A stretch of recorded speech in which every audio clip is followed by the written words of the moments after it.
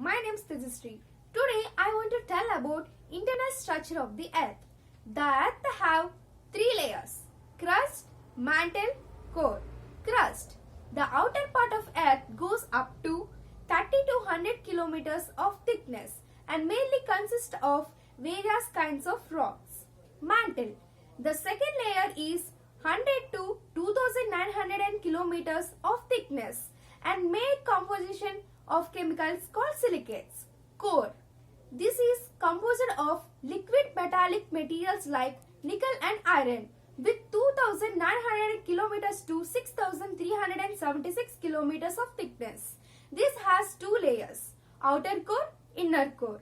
Outer core 2900 kilometers to 5100 kilometers of thickness. Chemical composition like nickel and iron.